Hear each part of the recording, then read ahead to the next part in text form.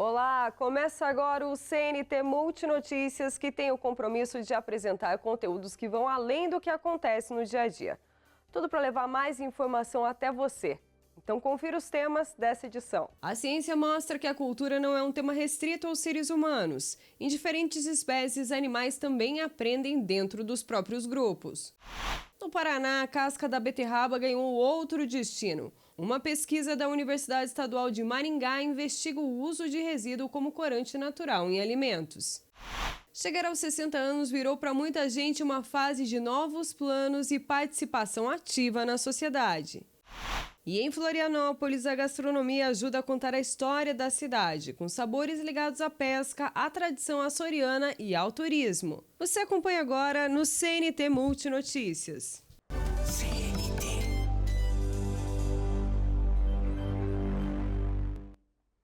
Quando pensamos em cultura, quase sempre a gente relaciona com pessoas.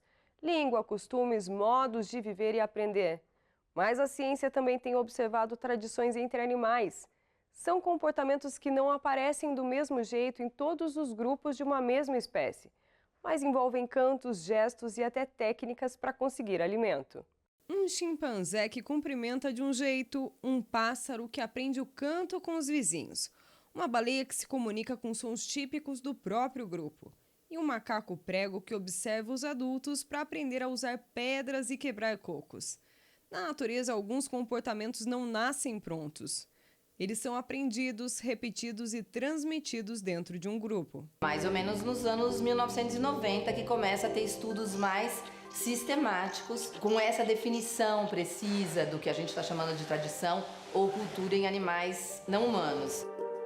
Há quem defenda que a gente fale em cultura animal, né? Há quem defenda que cultura seja um termo ou um fenômeno que só se aplica à espécie humana. Seria mais recomendável usar tradição. Então, tradição cultural, a gente fica no meio do caminho. O nome ainda é discutido entre pesquisadores, mas quando animais de uma mesma espécie se comportam de formas diferentes, dependendo do grupo em que vivem, pode haver ali um aprendizado social. Não é apenas instinto, também não é só genética. É convivência, observação e repetição. Hoje a gente tem muitas evidências de comportamentos que não poderiam ser atribuídos a um padrão da espécie, um padrão geneticamente herdado. Por quê? Porque se observavam variações entre grupos, entre populações nesses comportamentos. Um exemplo que eu acho que é bastante didático, gestos comunicativos. Tem grupo de chimpanzé em que um macho, quando se aproxima do outro, faz uma saudação assim. Em outro grupo, mais como um abraço. E isso não tem uma explicação que não seja o fato de que alguém inventou isso e isso foi transmitido socialmente. Entre aves, isso também aparece no canto. Os filhotes escutam, aprendem e passam a cantar de forma parecida com os indivíduos que vivem por perto. A gente também tem estudos da variação de canto de pássaros canoros, né? Então os imaturos vão aprendendo o canto dos seus vizinhos, né? Tem a ver com uma diminuição de disputa territorial. Se você ouve um canto similar ao teu, você não vai lutar muito. É o meu vizinho de território. Se vem um canto muito diferente, aí isso inicia uma disputa grande. Então essa ideia de haver dialetos já está falando de uma transmissão cultural. Nos oceanos, baleias e outros cetáceos também apresentam diferenças de comunicação entre grupos. Esses sons ajudam a mostrar que a vida animal é mais complexa do que parecia. A baleia também tem, né, o que a gente chama dos cantos comunicativos e também há diferenças entre grupos e populações que são creditadas à aprendizagem social e também se fala de dialetos e, portanto, culturas de comunicação em cetáceos, né? No Brasil, um exemplo vem dos macacos prego estudados no Piauí. Os macacos prego que a gente estuda na Fazenda Boa Vista, em Juboés, eles usam pedras como martelos, que eles fazem esse movimento de percussão, que a gente chama, eles batem com força assim, e em frutos duros que são cocos, né? Que eles posicionam sobre outra pedra que a gente chama de bigorna. Mas essa tradição depende do ambiente. É preciso ter palmeiras, cocos, pedras e tempo para observar. Com o desenvolvimento da agroindústria na região e um desmatamento muito acelerado, a gente já está observando mudanças climáticas, com uma correspondente diminuição na oferta de cocos. A gente mede, faz 20 anos que a gente tem medidas, né? A gente observa as palmeiras e conta o número de cocos disponíveis para os macacos, e isso foi diminuindo. A gente também observou uma diminuição na frequência de quebra. Essa mudança que a gente está exercendo sobre o ambiente é uma ameaça para a cultura. Seja por eliminação da população, seja por tirar as oportunidades de expressão do comportamento ou de aprendizagem do comportamento. É por isso que pesquisadores defendem que as culturas animais também entrem na conversa sobre conservação. A proteção de uma área não preserva apenas árvores, rios e espécies.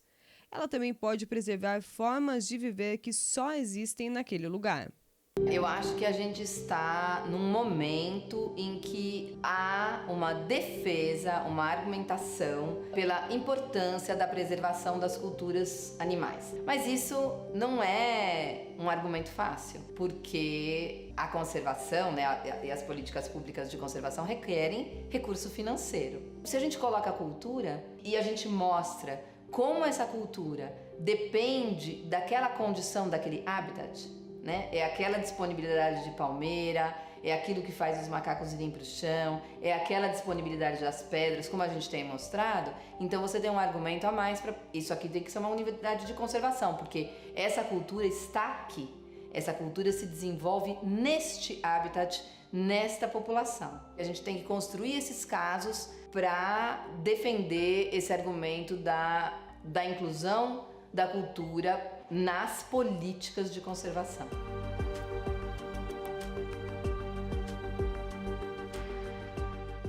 A pergunta que fica é: quando um ambiente desaparece, o que vai embora com ele? A resposta pode incluir, além da paisagem e tudo que existe nela, os saberes que os animais construíram em grupo, ao longo do tempo. Na natureza, proteger a vida também pode ser proteger aquilo que ela aprende. E depois do intervalo, uma pesquisa feita no Paraná mostra como a casca da beterraba pode fazer parte da produção de novos alimentos.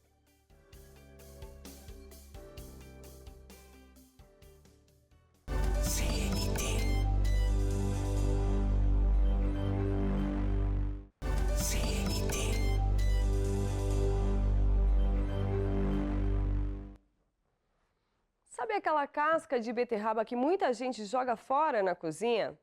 Em Maringá, no Paraná, ela virou pesquisa e pode até dar cor para balinhas de gelatina. A ideia nasceu na Universidade Estadual de Maringá e mostra como parte de alimentos que iriam para o lixo podem ganhar um novo uso com menos desperdício e mais aproveitamento nutricional. No restaurante universitário da Universidade Estadual de Maringá, milhares de refeições são preparadas todos os dias. Nesse processo, sobram partes de alimentos que normalmente teriam um destino comum, o lixo. Mas dentro do laboratório, as cascas de beterraba começaram a seguir outro caminho. Depois de secas e transformadas em farinha, elas passaram a ser usadas como corante natural em balinhas de gelatina. A gente foi buscar, né, as cascas de beterraba lá no RU, aí depois a gente passou por um processo de estufa, a qual elas foram secadas a 50 graus. Aproximadamente 20 horas a gente conseguiu esse processo otimizado até para, às vezes, futuramente o RU conseguir utilizar, né, dessa maneira para utilizar em alguns dos seus produtos, panificação, sobremesas, entre outros. Então, ele pode ser usado para várias outras matrizes, tanto na panificação, às vezes na produção de um macarrão, um bolo, um pão. O objetivo é substituir corantes sintéticos por uma alternativa natural que também possa agregar valor nutricional ao alimento. Ele, além de colorir naturalmente, ele traz várias outras propriedades, como antioxidantes, né? Anti-envelhecimento, anti-inflamatório. Então, além de colorir o alimento, ele traz vários outros benefícios nutricionalmente. Uma preocupação comum é o sabor. Afinal, nem todo mundo imagina uma bala com gosto de beterraba. Eu achei que não altera o sabor, e na análise sensorial também, num todo, que nós fizemos na pesquisa, ele se saiu muito bem. Não sentiram realmente esse sabor residual da beterraba. A escolha da beterraba não foi por acaso. A casca, que normalmente é descartada, reúne minerais, antioxidantes e compostos fenólicos. Ela é rica em nutrientes e, principalmente na casca, a gente consegue ter a maior concentração desses nutrientes, magnésio e entre outros tantos antioxidantes e compostos fenólicos que a gente consegue encontrar nela. E a pesquisa não para na beterraba. Cascas de cenoura e cebola também estão sendo estudadas. A ideia é identificar quais compostos existem nesses materiais e em quais alimentos eles podem ser aplicados. O RU, para a gente, é um nicho, né, de pesquisa, onde a gente está utilizando alguns subprodutos deles para gerar novos alimentos, né? Começamos então com a casca de beterraba e estamos seguindo na sequência com outros produtos que é de interesse tanto para o RU como para o nosso laboratório para pesquisa. Então agora os próximos, né, são casca de cenoura e casca de cebola, onde a gente já buscou a matéria-prima, já secamos, né, seguimos a otimização da secagem, dando origem então às farinhas, né, tanto aqui a de cenoura quanto a de cebola. E o próximo passo é a gente começar a estudar quimicamente quem são os compostos que estão ali presentes para verificar pontos de aplicação, né? Então, quais alimentos que a gente vai aplicar esses produtos para enriquecer ou com antioxidante, ou com minerais, né? Ou com compostos que estão ali presentes. O restaurante universitário serve cerca de 3.000 refeições por dia, o que traz um volume suficiente de matéria-prima para a pesquisa. A proposta é que no futuro as receitas aprovadas possam voltar ao próprio restaurante para serem servidas aos estudantes e usuários do RU. Qual é a ideia da pesquisa também? É que essa opção, né, mais natural, mais saudável, retorne ao RU, aos alunos, aos usuários aqui do RU. E, de alguma forma, mais sustentável, né? Porque nós acabamos aí finalizando o ciclo de utilização da matéria-prima aqui, reaproveitamento e voltando em um outro produto, né? Como o corante em outro produto. E envelhecer já não significa mais desacelerar. Com mais qualidade de vida, direitos garantidos e um novo estilo, chegar aos 60 tem representado para muita gente o início de uma nova fase. Ser idoso hoje não é mais sinônimo de parar. Aquela ideia antiga de que depois dos 60 a vida desacelera já ficou para trás. Para muita gente, essa fase marca justamente o começo de uma nova rotina, com mais autonomia, escolhas e qualidade de vida. Aos 62 anos, Sérgio é prova disso. O dia começa cedo e quase não sobra espaço para o sedentarismo. Academia, corrida e trabalho fazem parte de uma agenda organizada que exige disciplina e disposição. Segunda e quarta e sexta na academia, terça, quinta e sábado num grupo de corrida. Domingo é livre, a sexta-feira sempre é mais leve também. E às vezes no domingo entra uma corrida, quando tem corrida oficial e tal. Histórias como a dele são cada vez mais comuns. Um público que cresce e que envelhece de forma diferente das gerações passadas. Hoje a idade não se resume ao número no documento. Ao completar 60 anos, além de novo estilo de vida, passam a valer direitos garantidos por lei, como atendimento preferencial e gratuidade no transporte público. A pessoa idosa acima dos 60 anos, ela tem várias vantagens, como a gratuidade nos transportes coletivos. Ela tem, por exemplo, preferência, se ela tiver mais de 60, quase 80, ela tem preferência em ser atendida nos hospitais, nos locais públicos, em qualquer local ela tem preferência, quanto mais idosa. E hoje existe a preferência da preferência, né? Que é 80 anos. Mas não são só os direitos que fazem a diferença. Manter o corpo em movimento é fundamental para preservar a força, o equilíbrio e a independência ao longo dos anos. Principalmente a questão da autonomia, né, da pessoa, o próprio idoso subir, ter força muscular para subir uma escada, atividades do dia a dia, segurar uma sacola de supermercado.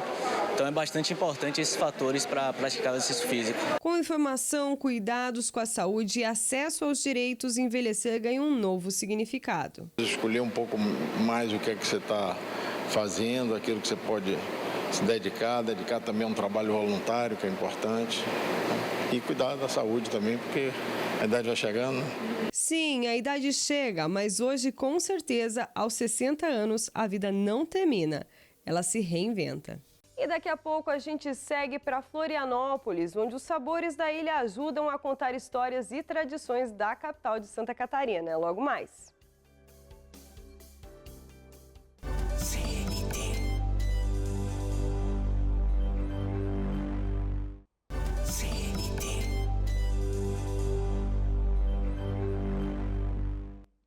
Florianópolis é conhecida pelas praias, pelas lendas e por esse clima de Ilha da Magia.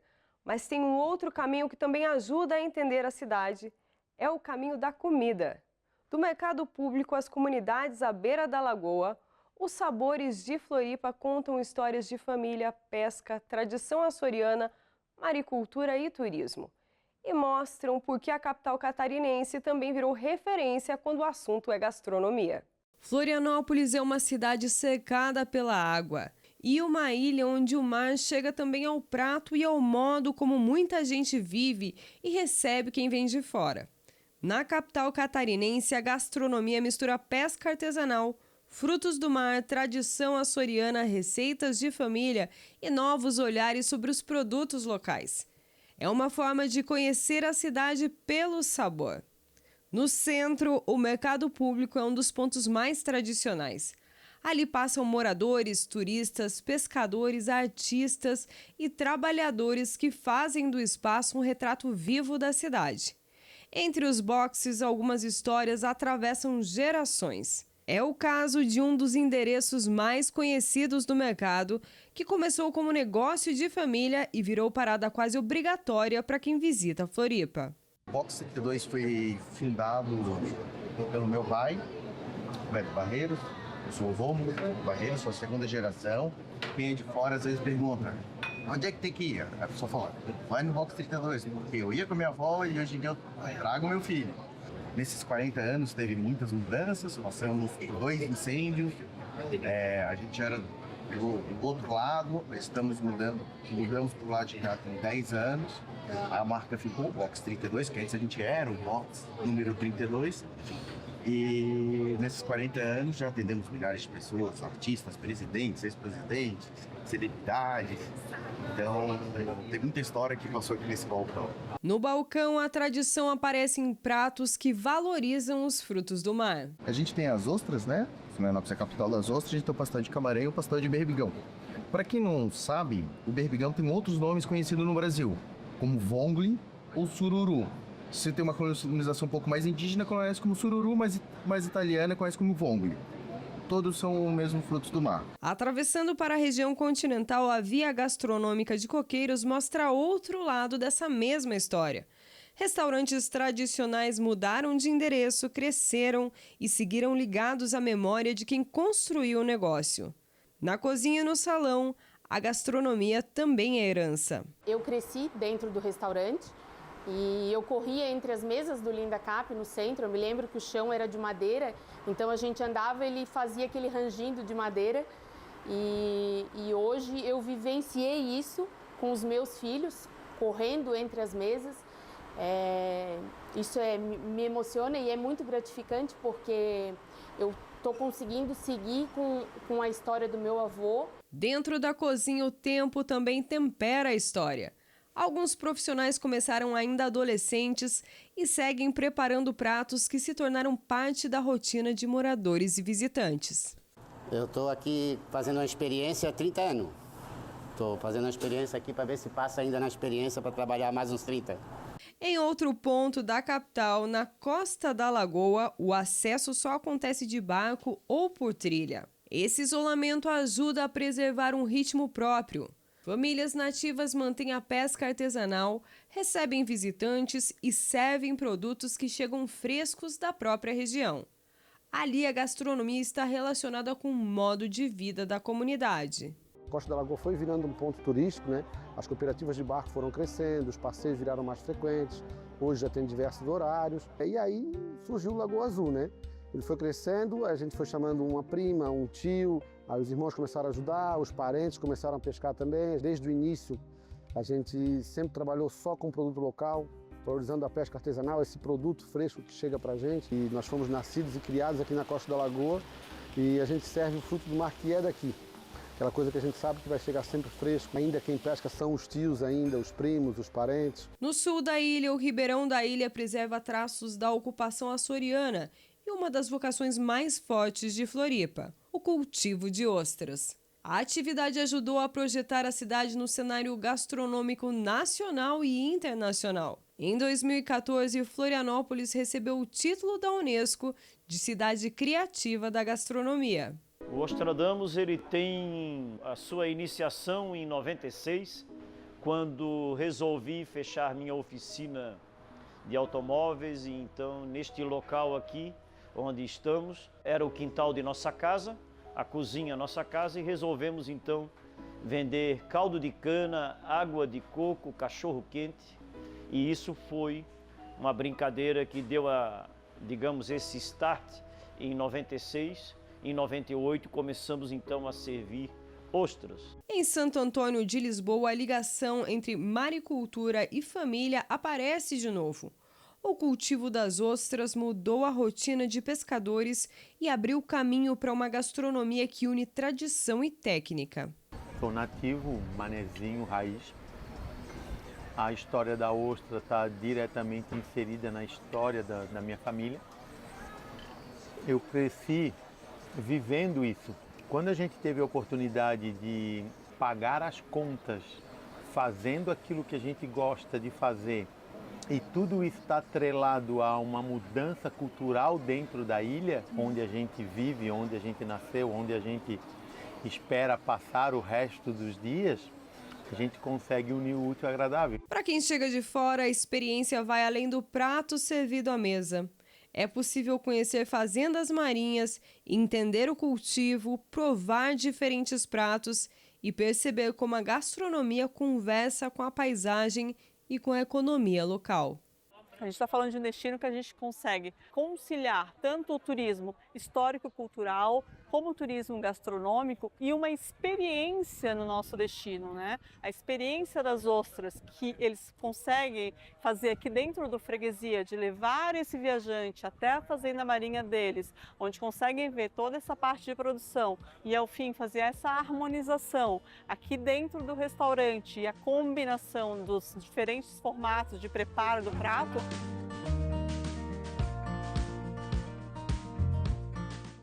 Em Florianópolis, a comida conta histórias de mesa cheia, produto local, memória afetiva e uma relação com o mar que segue alimentando a vida de quem mora nessa capital, né? E assim a gente termina o CNT Multi de hoje, mas se você quiser continuar acompanhando conteúdos como esse, é só acessar o aplicativo gratuito CNT Play ou o portal redecnt.com. E você também pode participar do nosso jornal enviando as suas sugestões através do e-mail cntmulti@redecnt.com.br. Eu agradeço a sua companhia e até amanhã.